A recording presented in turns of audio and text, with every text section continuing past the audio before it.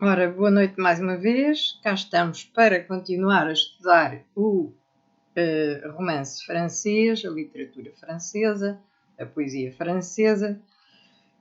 Portanto, hoje será a altura de começarmos com o surrealismo aqui em França. Eu vou alargá-lo ao surrealismo europeu e vamos ver como é que tudo aconteceu. Portanto, o surrealismo foi um movimento artístico e literário nascido em Paris na década de 1920, inscrito no contexto das vanguardas que viriam a definir o modernismo, no período entre as duas grandes guerras. Reuniu artistas anteriormente ligados ao dadaísmo e ganhou dimensão mundial, fortemente influenciado pelas teorias psicanalíticas do psicólogo Sigmund Freud. O surrealismo enfatiza o papel do inconsciente na atividade criativa.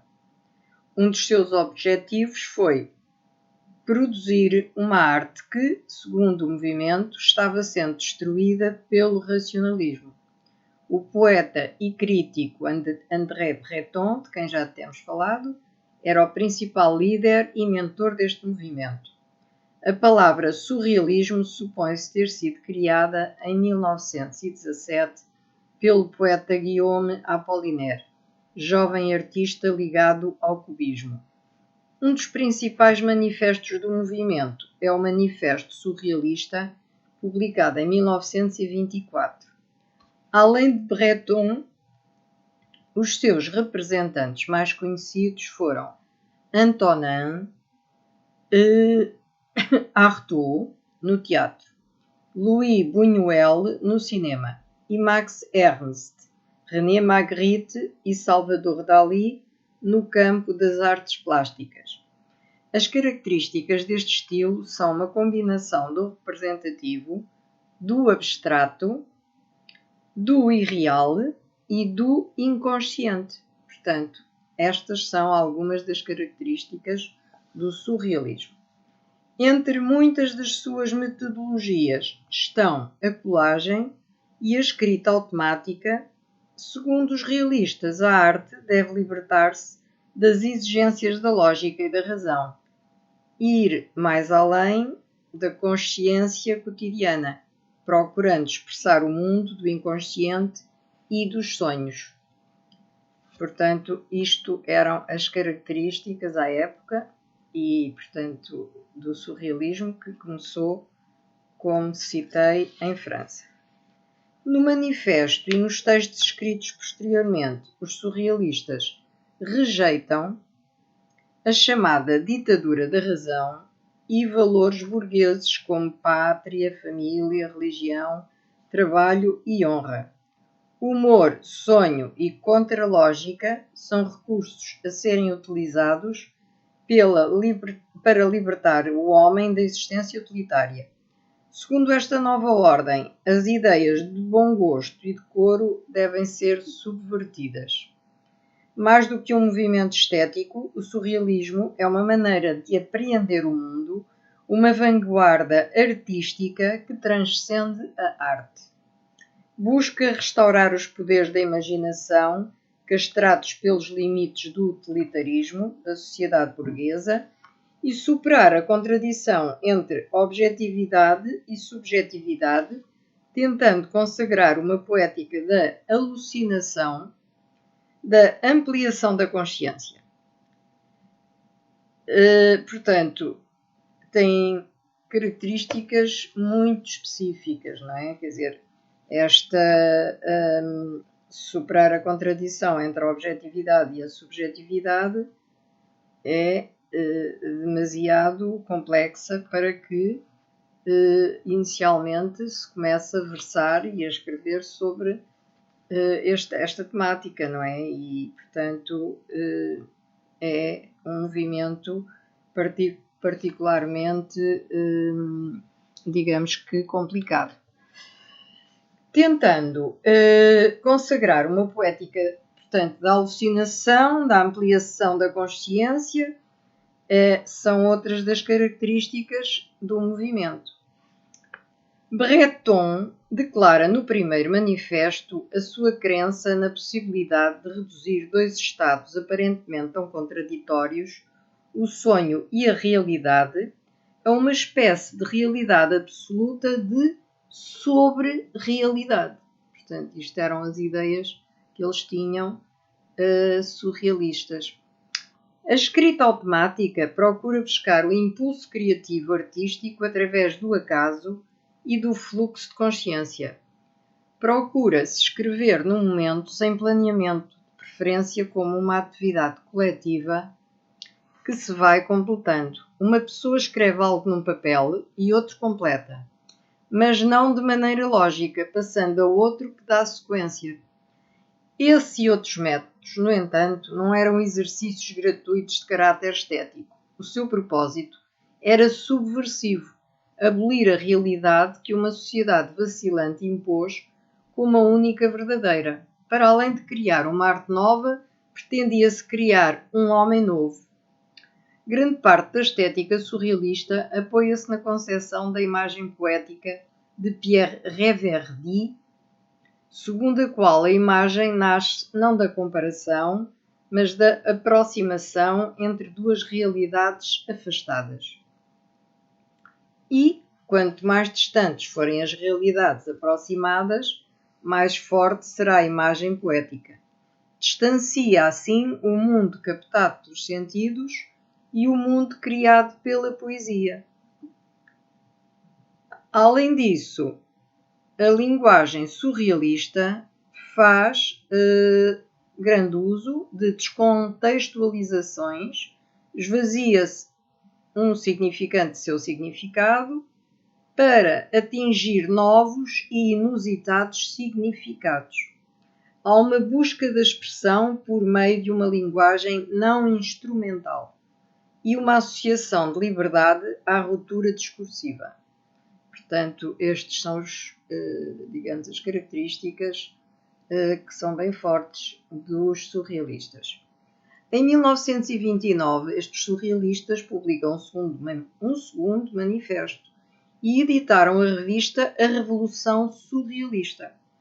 Entre os artistas ligados ao grupo em épocas variadas estão os escritores franceses Antonin Artaud, também dramaturgo, Paul Éluard, Louis Aragon, Jacques Prévert e Benjamin Perret.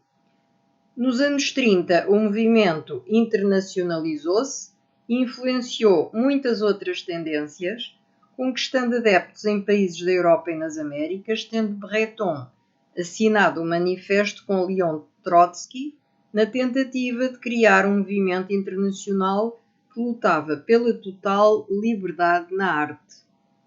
O Manifesto por uma Arte Revolucionária Independente. Aqui ficamos com o surrealismo já, digamos que revisto, muito sucintamente, obviamente, porque não estamos a falar de obras em si, estamos a falar teoricamente de cada uma das escolas, das vanguardas, e penso que hoje ainda conseguirei terminar, portanto, com a literatura francesa, lendo alguma coisa sobre o romance francês dos inícios do século XX. Então vou falar de André Gide, que nasceu em 1869 e faleceu em 1951. Foi romancista, crítico e dramaturgo, teve grande influência em França durante a primeira metade do século XX, e eticismo e humanismo unem-se na sua obra sobre o signo da modernidade. Ficou conhecido pelo classicismo estilístico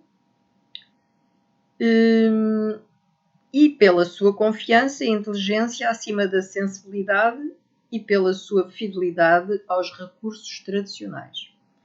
Nas suas viagens ao norte da África entre 1893 e 1895, descobriu que o homem se deve a si mesmo e à sua plenitude espiritual. Escreveu em monólogo L'Immoraliste, romance psicológico, no qual a personagem analisa a sua evolução moral. Educado no calvinismo, julgou a religião. Escreveu Les Caves du Vatican, em 1914, portanto, no início da Primeira Guerra Mundial.